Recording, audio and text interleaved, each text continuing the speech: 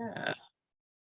So formal. Oh, Recording in progress. It has to let us know. I know. All right. It's true. So I'm so excited to hear from you. So take it away.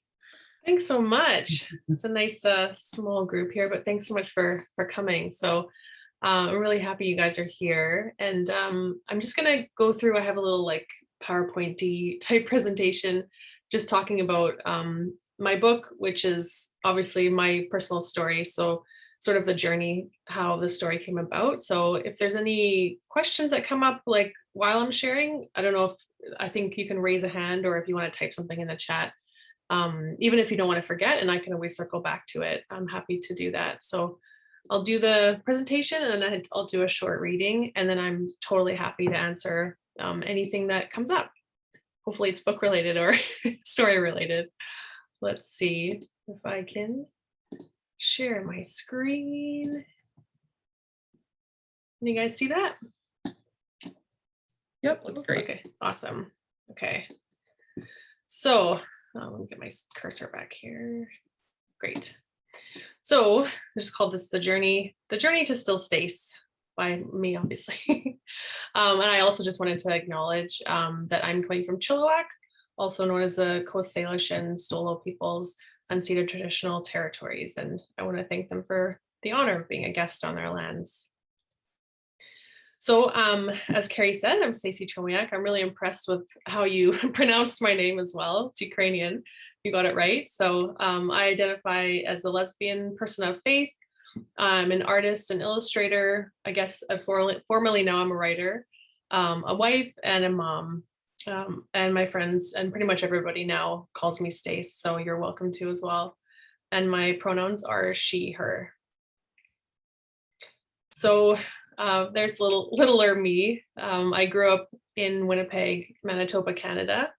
And I was a pretty like wild dreamer and definitely obsessed with art and drawing and animation.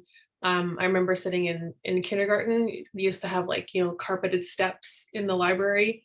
And I remember sitting there and the teacher was like, what does everyone want to be when they grow up? And I was like, oh, I'm going to be an animator for sure. And she was like, oh, that's specific. So I just always knew that I wanted to do something in animation. I just loved, you know, the magic of it. And so growing up, I grew up in a really conservative evangelical Christian family. We were a middle-class family. My dad had his own business. My mom was a teacher, but she stayed at home with my brother and I growing up, which was really nice. And we went to a really large church that my mom had also grown up in. And I loved it. I loved being a part of the church. It was my community. It was my home. All my friends were there. And it just felt like it was just this huge part of me. And so I, you know, went there for every kind of thing, like Sunday school and youth group and Bible camp and Crusaders, which is like Christian brownies. And, you know, I loved it. I didn't even have to be dragged there. I just thought everything was really fun. And it was just, yeah, an extension of who I was. I also listened to like, you know, only Christian music. I listened to like worship music, and I only really knew Christian bands, and I wasn't, you know, really allowed to listen to secular music. I was baptized, I think the week I was born. And then of course, again, I got baptized in a youth group because I was like, I want to make sure this sticks. So I did it again.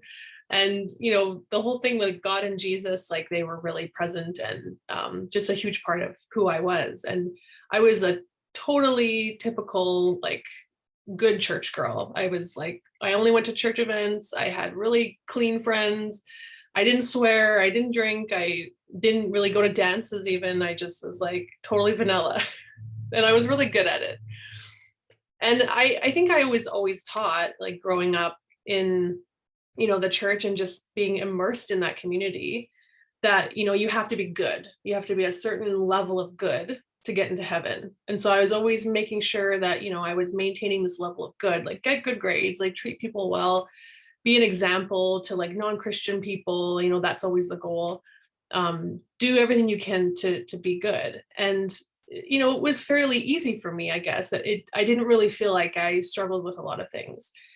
And then when I was about 16, you know, I had a lot of friends. I went to actually public school, which is shocking looking back.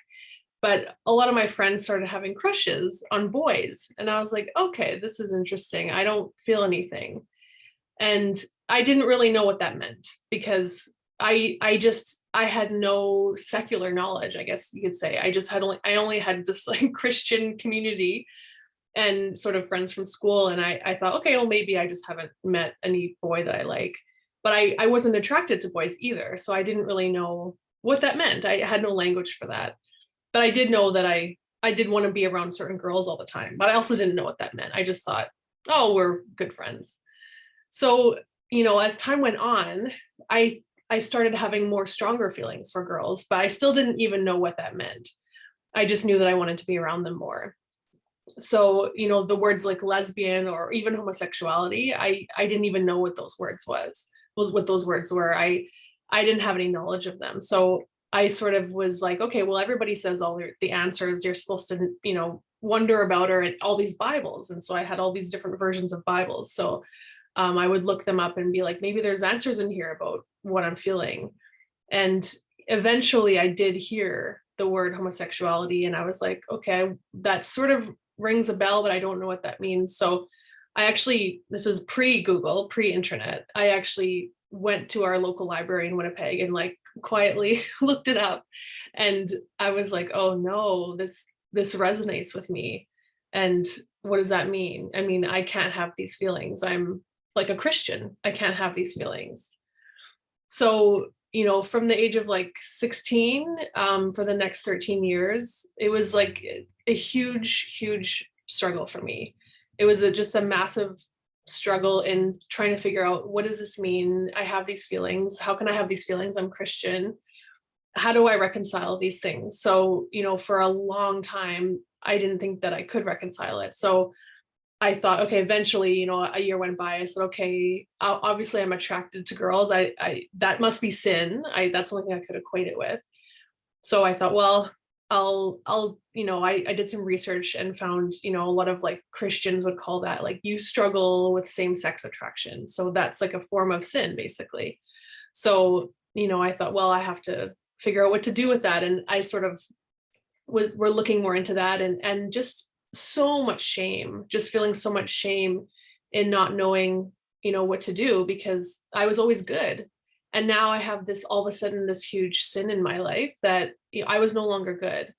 And I didn't believe that God loved me anymore because somehow I was no longer good. So I just thought, well, I'll have to do whatever I can to get back to being good. That's the only goal that makes sense to me. So I found these ex-gay ministries and I thought, okay, obviously Christians have dealt with this just like you deal with alcoholism or you deal with any other kind of quote unquote sin. And you get back to, I guess being healed or whatever they call it and pray it away. So I started to look further into that. And I thought for a long time, that was my only way to freedom, really. So I just quietly researched that. I didn't talk to anybody because I was just too filled with shame. And it was just really scary and lonely because there was nobody that I could, I was just terrified for my friends to find out or my parents to find out because they would be like, how could you struggle with that? Like, that's the biggest, worst sin. Like, how could you struggle with that? So I just did it on my own, just quietly. And at the same time, in my teens, my church, my youth group started to preach about homosexuality and how bad it was and how it's the worst sin. And so that only enhanced my own shame and my own self-hate. And those messages sort of internalized further and further. And I found myself no longer fitting in the church world, which was the only place that I'd ever known. So, I mean, honestly, for 13 years, I really, truly felt totally alone. And I didn't know what to do. There was no such thing as like a gay Christian for me when I was growing up in that time, that those just did not exist together at all. So to fast forward to today, which is 2021, in 2010, obviously I go into this way more in the book, but in 2010, I did find a way to make peace with my faith and my sexuality.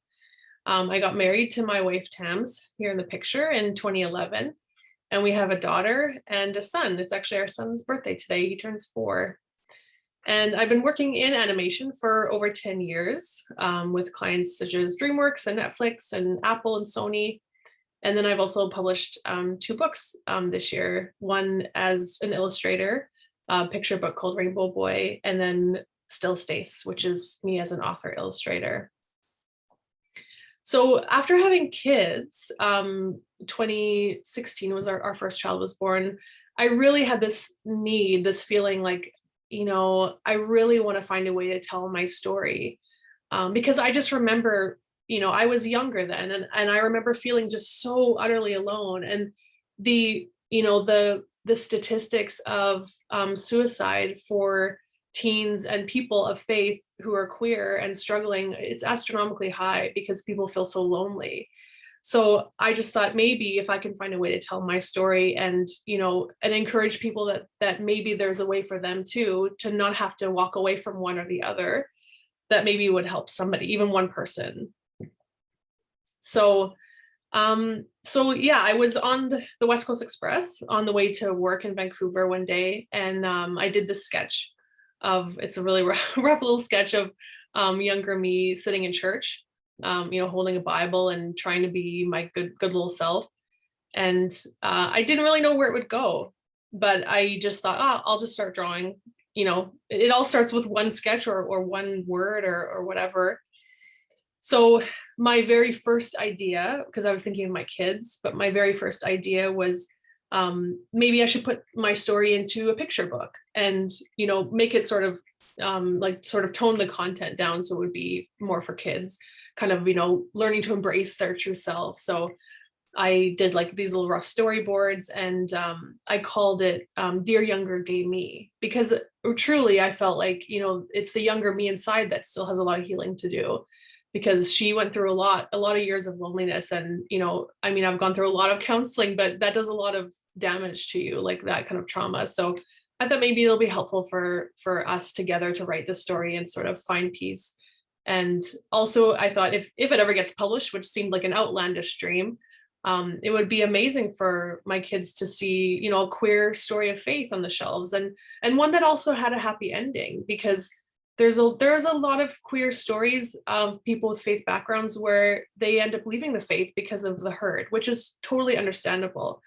But I felt like for me, I managed to reconcile the two, and I think that's really important to have in the narrative. So it was, really scary and vulnerable to start writing and drawing these moments. I didn't really know where it would go. I didn't know what it would lead to. I didn't even really know where to start, because 13 years is a long, a long space of time to pass. And I just thought, okay, well, maybe I'll just write it for myself. I really didn't honestly not think it'd go anywhere. So I thought, at least I'll just write it out for myself, and that'll be cathartic. And but something inside, honestly, it was telling me just to keep going, even though I didn't know what would happen. Something just said, like, keep drawing, keep writing. You never know. So I did. I just kept, on my own time outside of work, I just kind of kept adding bits to it. A few weeks after that first sketch, I kind of sat down and I came up with 4 concept illustrations. And I had a manuscript of about 1,200 words, which I think is an average picture book. One of the first illustrations was this one of younger me on my bed with all those various Bible translations, and just really being really scared and trying to look for some help. And then in May 2019, I sent out the idea to see if I can get an agent, because I heard working in animation, there's some of my friends have been able to get into books, but the way they've done that is to get agents. And I thought, like, that's kind of difficult to do, but I thought, I have an idea, I have an illustration, why not try? Why not send an email? I can't, what is that whole saying? You miss 100% of the shots you don't take. So I thought, I'll try, why not? Shockingly, the next day, I actually had 2 offers of representation from agencies in New York. It was just a total shock for me anyway. And I had phone calls with both agencies, and ended up signing with the Ben Agency in New York like a week later. So here's 2 more of my illustrations. The one is the sort of the concept cover that I did. of me in church, and then the other one on the right is me coming out to like one of my Christian friends and just feeling really overwhelmed and always just feeling like there's a spotlight on me. When you're a Christian and you admit that you struggle with that, it just feels like this spotlight sort of follows you around. So my agent's name is Claire, and we worked on a formal pitch to send out to editors. And that's when I started feeling like, okay, something might happen now. This sounds a bit more formal and this might have a direction. So I just thought, just do the next right thing, whatever happens. If it feels okay inside, if it feels like the right thing to do, then keep going. So we sent it out to some editors, and a lot of them said, we really like it. We love the art. We really like the idea, but it needs to have more content. It needs to be longer. So that was really scary for me, because I purposely, did the really major kind of Coles notes to my 13 years, thinking like, I don't need to talk about all this. No one really cares, and it's not really necessary. So I'll just do like a really short. And it was like a lot of feedback. Like, we just want more. We just want it to be longer. So Claire said to me, what if maybe we think of it as like a graphic novel for young adults? And I thought, oh, that's scary. That's a lot. But I thought, okay, I trust them. So let's see what happens. So, after it was a few months of us trying to figure out what to do, and I thought, okay, they said to me, like, why don't you try and write a chapter with that in mind, like it being more of a novel. So I wrote a chapter and sent it to them, and they said like that this is a really great direction, like, keep going. So after that, I just felt like, oh, this is something I need to do. This is something that's now, it's sort of a runaway train. So I really honestly felt my story like grown inside, and it just needed to get out. So I sat down. It sounds ridiculous, but I sat down for the next 22 hours and like just wrote, and I couldn't even stop myself. Like, my wife opened the door a couple times to my office, like, are you okay? Do you need a snack? I was like, yeah, I don't know, I can't stop writing. So it went, overnight pretty much to 44,000 words. And again, I still didn't know what happened, but I felt like, okay, someone's asking me to write this, and I need to write this. So I'm going to write this, and we'll see what happens. So this happened, and I did not see this coming. In October 2019, we're approached by Beaming Books, saying that they're interested in acquiring the book. And then in November 2019, they sent us an official book deal offer, which is totally just shocking to me. And then it was really within the year of me starting the first sketch that someone wanted to buy the story. And this was just part of the offer letter that they sent to me. And they're a smaller publishing company, but I really trusted the editor, and they really understood what they wanted to do with my story, and they didn't want to edit me. They wanted me to be comfortable with what I was sharing, and they wanted it to be used to help others, which was what my whole hope was, that it would be helpful for others. So I felt like this is a great partner for this. So it took a while. Again, this is new to me, publishing. So luckily with the agent, they figured all that stuff out and did negotiations. And so we signed in early February 2020, which was pretty much exactly a year after my first sketch, which I don't know if that's quick or not, but it was pretty neat to me. And then given the shift to now being a young adult illustrated novel, we didn't do necessarily a graphic novel because that's not really my style. So they thought, well, why don't we do an illustrated novel, and we can gear it towards teens, because there just isn't a lot of queer stories for teens. Like, there's some queer Christian like novels or memoirs that are more for adults, but not really, ones that are geared for teens. And, everyone likes pictures. So, so this one might be helpful for more teens. So they said, we really feel like the Dear Younger Gay Me, that doesn't really fit in a YA market. So how do you feel about changing the name? And so I was really attached to that name because it was, just my baby. But I thought, okay, this isn't really mine anymore fully. This is a partnership. So let's do that. That's fine. So they suggested a whole bunch of names, and so did I. And then we all kind of landed on their pick, which is Still Stace, my gay Christian coming of age story. Which is a little not weird, but tough for me, because I was like, oh, that's a lot of me.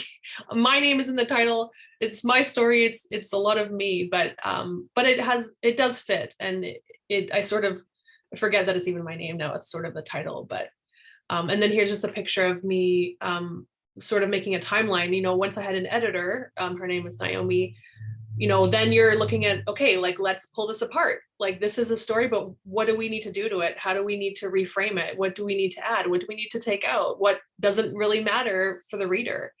All things that I didn't have experience with, formally. So this is me making like basically a whole long list of my life and critical events that sort of happened, and going down to the bones of the story, which was, again, scary and exciting and all those things. And then in March 5th, 2020, the official announcement came out in Publishers Weekly, that's when I sort of was like, oh, this is really happening. This is a thing. So again, it was just a really shocking experience for me, and just really exciting. And we just continued to rewriting and expanding and editing and back and forth with the editor. And we also decided to sort of had to do one whole rewrite, which was me changing the whole manuscript to first person, because that was one big feedback that they had. If you change it to first person, then the reader can really connect with you. And I think I was purposely writing it in third person so as not to connect so deeply, because it was so personal. But then I think once I did sort of relinquish that control and write in first person, I think then I really was able to connect more with my own story, which hopefully comes through in the book. So, all these stages of like just trusting and doing the next right thing. So they also asked me we were working on the manuscript at the same time, but we also had to start cover concepts. So I think they suggested 2 ideas, and then they asked me to suggest one idea. I can't remember which was whose, but since the story begins when I'm at Christian camp, they thought that would be a great place for me to have the cover, which I agreed. The one with the tree is just, it's my favorite place in Winnipeg, where I used to go kind of pray and draw. So I just proposed that as an idea as well.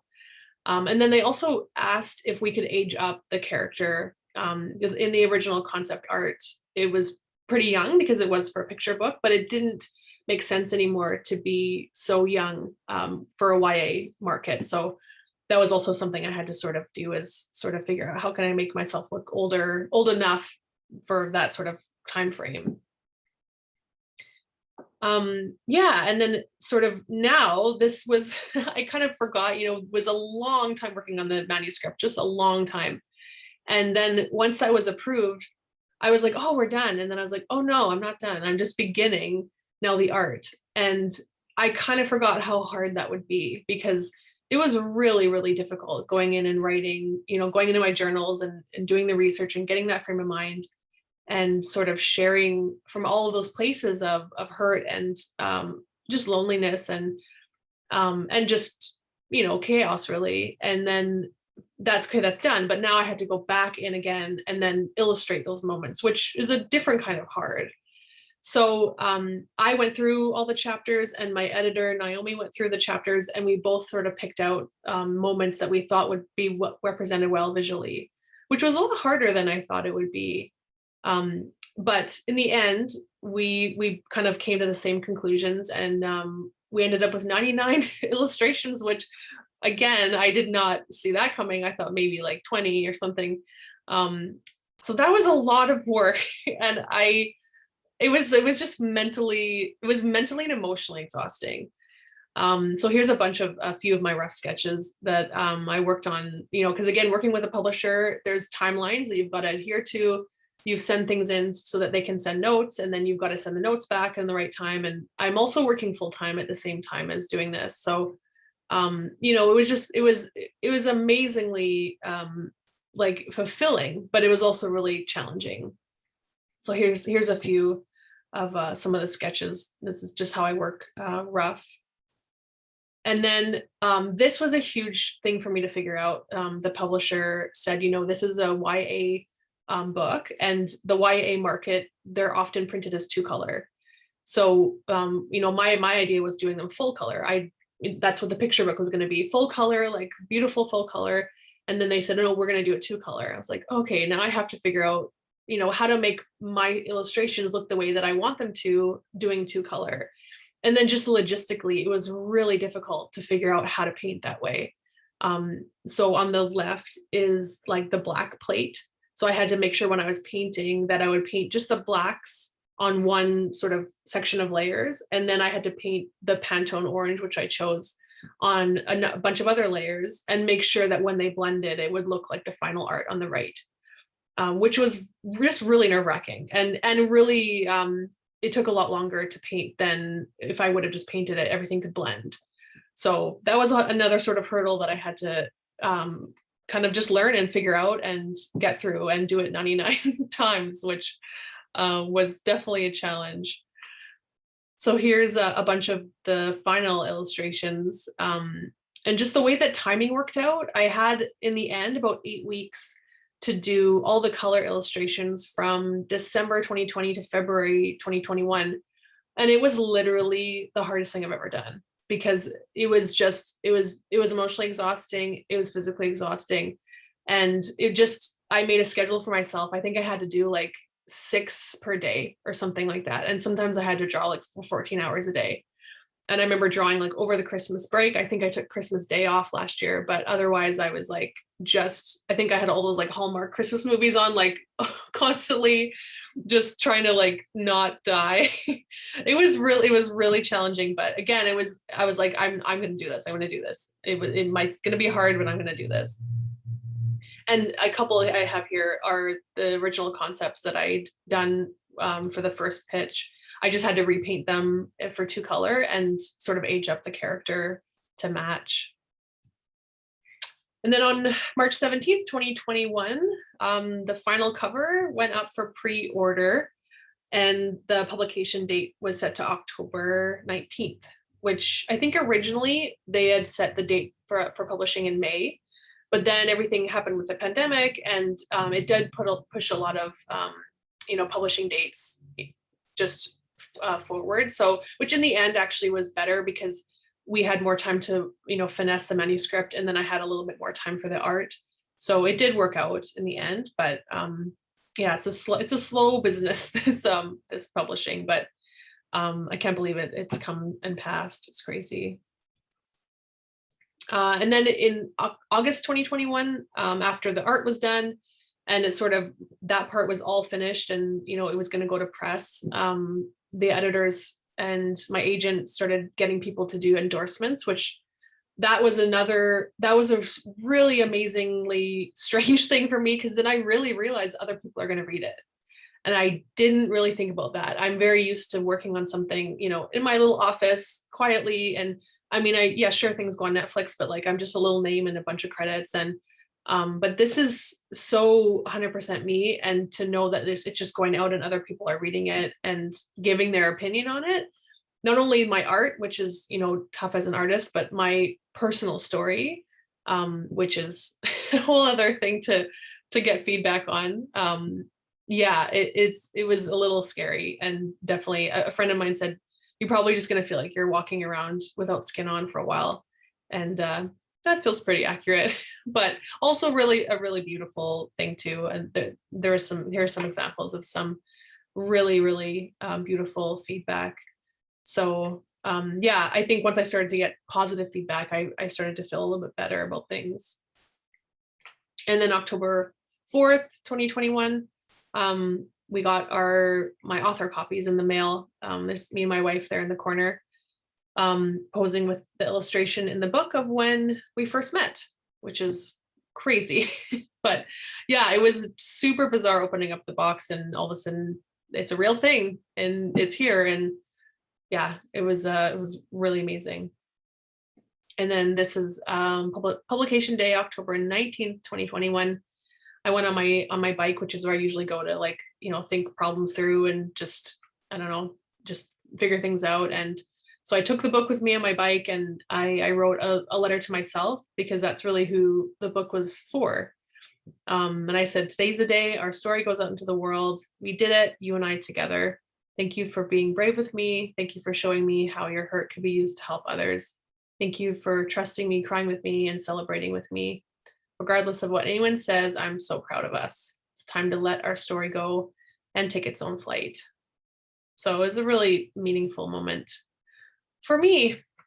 And yeah, so that's sort of the end of my presentation, but I'll do a short reading from, I think, chapter 4. And then I'd love to answer any questions that anybody has. I can figure out where the button is. I'm just gonna stop sharing. Here. Okay, there we go. And I have the book here. Chapter 4. I don't know if anyone has a book, but let's read a little bit from chapter 4. Summer 1997. A couple months passed, and a big group of us were at a restaurant late one Friday night after youth group, celebrating my 17th birthday. We were a rousing crew, enjoying our iced teas and plates of spicy fries. My friends made me laugh and made me feel loved, but I was so confused inside. Studying the Bible in secret had been no help. Joanna sat beside me, laughing at a joke with our friend Lisa. She acted like my other friends when we were all together, but we both knew she wasn't just a friend. I desperately needed to understand this. The only place I knew to get more information was the library. The next morning, off I went, wearing my most boring beige outfit so as not to draw any attention. If anyone asked, I would say I was researching a project for school, but the only project on my mind was Project Why Am I Liking Girls? I did a quick walk around the library, trying to look casual and breezy. I needed to make sure no one I knew was there. I couldn't risk someone finding out my biggest, most horrifying secret. I was almost too scared to look it up, but as I heaved a massive dictionary onto the desk in a corner of the sun-filled library, my fingers furiously thumbed to H. My eyes found it quickly, as if a magnet had pulled them there. Homosexuality. I read the word silently and then immediately looked up, expecting a huge alarm bell to sound and everyone to come running. Mouths open in anger and disgust.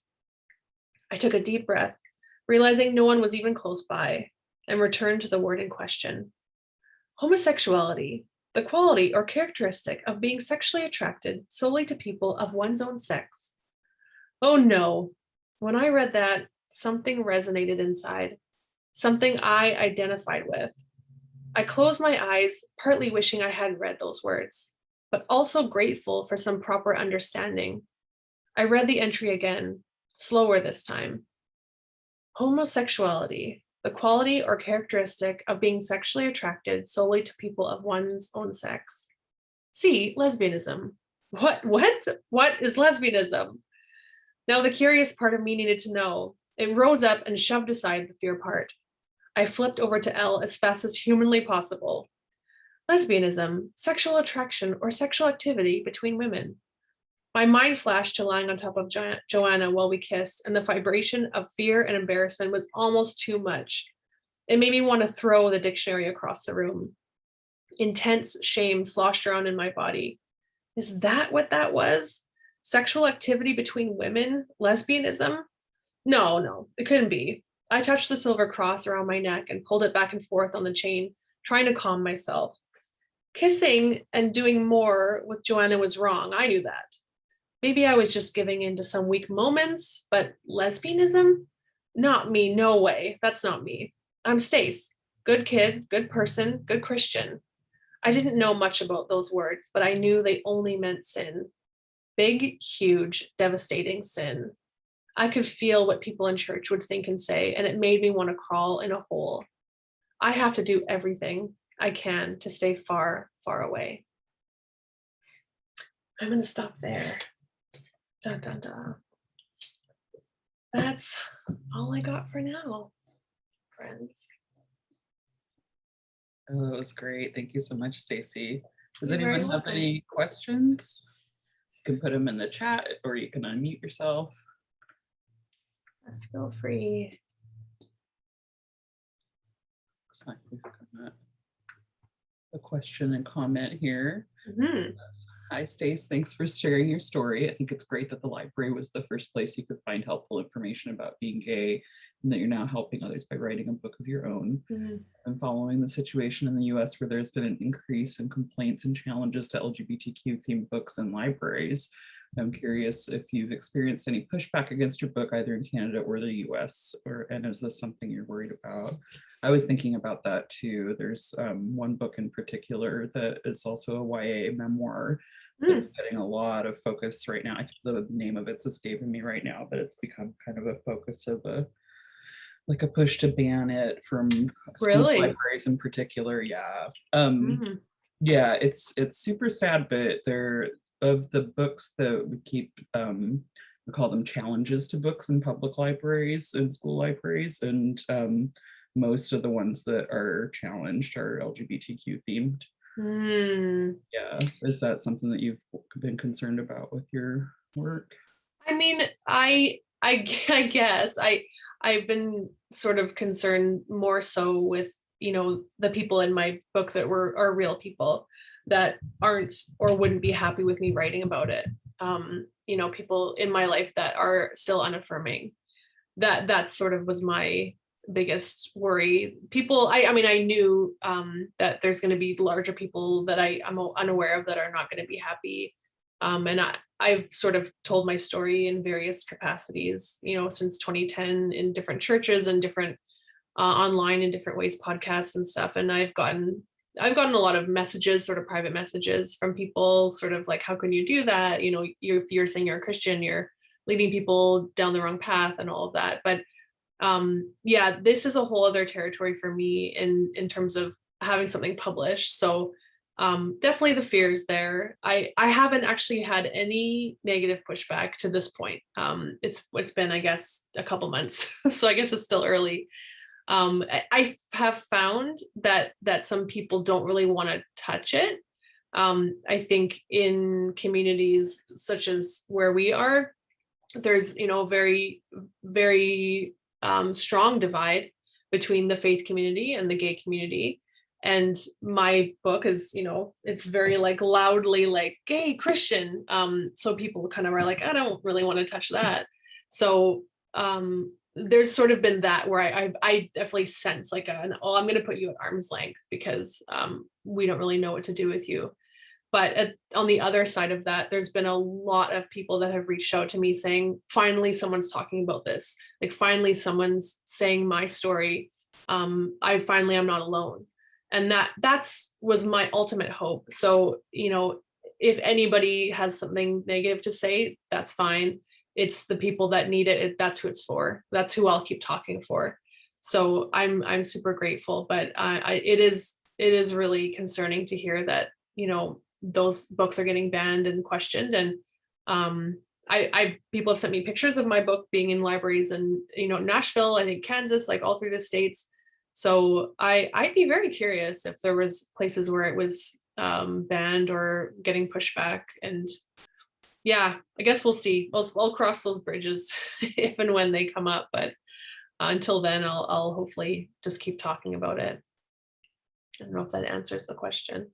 Yeah, I looked it up. The book that's being challenged so much right now is Genderqueer, a memoir by Maya Kobab. Yes, I know of that book. Yeah, I read it and I was like a year or two ago when it came out, and was kind of shocked that it's being challenged. There's like nothing that I would have thought was, but yeah, people get upset about stuff, unfortunately, and it's I know. LGBTQ books. So I know. Yeah. And I know that's why I'm like, I'm not surprised if I will get some, because especially when you mix in the faith aspect, people get, real upset with that sometimes. So, but everybody's story is different, and everybody's story, I think a lot of people have the sort of various faith backgrounds, and we're all shades of all of this stuff mixed together. So there shouldn't be a black and white divide through it all. So yeah, we'll see.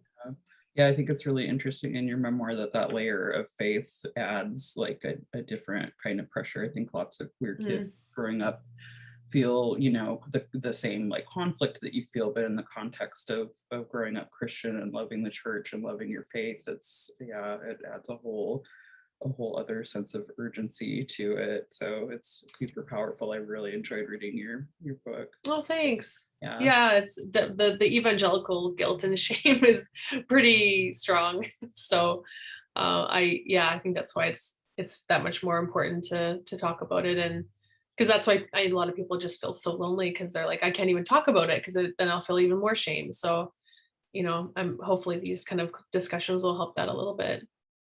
Yeah, that's so powerful.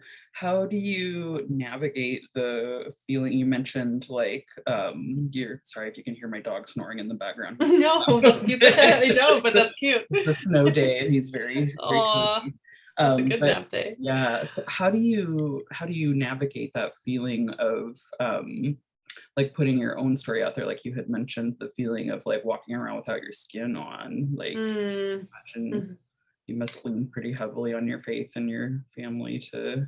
Yeah. Yeah. I mean, I think, yeah, my wife has been a huge supporter and a believer in, you know, what I've done from the beginning. And she's always sort of like somebody, obviously, we've been together for 17 years, and she was with me for, you know, 7 of the years where I was intensely struggling and closeted, and has sort of seen me through all the ups and downs. And so, I mean, she always had really good advice. And I talked to some close friends, you know, through this process, like, you know, make sure you're, and counseling too, you know, just make sure you're not sharing, you know, more than you feel comfortable. Like you want to help people, but it's not going to help you or anybody if you are too vulnerable or if you share too much. So, you know, of course, I didn't share everything. It's a lot to share over 13 years, but everything I did share, I felt was necessary for me to represent my story so that other people could see their struggles and, you know, like the family conflict and a lot of those heartbreaking moments, you know, with when there is no reconciliation, and how do you move forward? And, you know, your wedding, and, you know, when people that you love can't come, or, you know, navigating relationships, even with friends who, you know, reject you when you come out. And I think those are all really important because they're ongoing difficulties. And I just think, again, if we talk about it, and if we say like, this is hard, period, like this isn't hard, like this was hard and I'm over it and everything's great, like things are just hard in life. And I think if we meet each other where we are today, and sort of just say like, you know, let's walk this together, and how can we be there for each other, and how do you get through it, and what should I do? And so, yeah, my really small community of people that I kind of go to, where I am having days where I feel that vulnerability hangover. I felt that for sure right after it came out. I just sort of had to turn my phone off a lot and, you know, play with my kids. And for me, getting outside in nature is a super important thing for me to just recharge myself. And yeah, it feels like, you know, I don't have to prove anything to anybody. I don't have to get anything, you know, no client's going to be looking at anything. I can just be me and sort of be filled up. And so getting outside is a huge part of for me filling that up, and then just doing my own art just for myself, that nobody's going to look at or approve or have comments for. That's sort of a big part. And then honestly, these sort of conversations, you know, I've shared at a lot of churches, and just having the opportunity to talk about it, and hopefully be a voice for somebody who needs it, because I didn't have any of those voices for so long. So I just always had a sense inside of myself that if I ever had a chance to, I would do my best to just be somebody for somebody, because I didn't have that. So yeah, I'm always happy to just at least try to do that. And then just lots of self-care, and, you know, carbs, carbs and therapy and all those things, they help too. Carbs and therapy go hand in hand. They really do. They really do. Your story is so powerful, and your dedication to helping other young folks that are struggling with their identity and faith is just super. I'm so glad that you're here, and so glad that you're a local for our library district too. Thank you. Yeah. Yeah, I'm really excited to be. I am really. It's. I mean, everybody that I've talked to, they're like, "Why are you living in Chilliwack?" It's like everybody has asked me that, and I was like, I don't know. It's just where we've been led to live, and we've had a lovely experience so far. But I am excited to just sort of poke a little gently and say, let's talk a little more about some things that I think we need to talk a bit more about.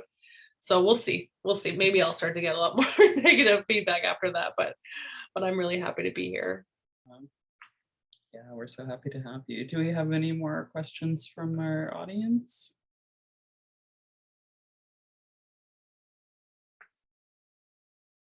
All right. Well, I think that seems like a good place for us to stop our conversation. Yeah. Thank you so much for being here and for sharing your work and your story. Yeah. Thank you so much. Yeah, it's been great. Yeah. And your book is amazing and your illustrations are so good. I love that you talked about the details of getting into 2-color printing. Oh, cool. Yeah, I love that you put some technical stuff in there for us too. Oh, great. It's hard to know what all to include, but I'm like, I don't know. I asked my wife, like, is this boring? I'm showing her, and she's like, no, that's neat. Yeah, it's really neat. Yeah. So I would have loved that to, yeah, it's all just part of the process, right? Yeah, for sure. All right. Well, thank you so much for talking with us today, and thanks folks for attending. And Thank we'll you be so replaying much. this on our social media channels, so more folks can Awesome. watch at their convenience. Oh, that's great. Yeah, that's great because people always ask, is it recorded? So Yeah, I never. yeah. All right. Thank you so much for coming. Take Thanks. care, everyone. Okay, bye. Bye.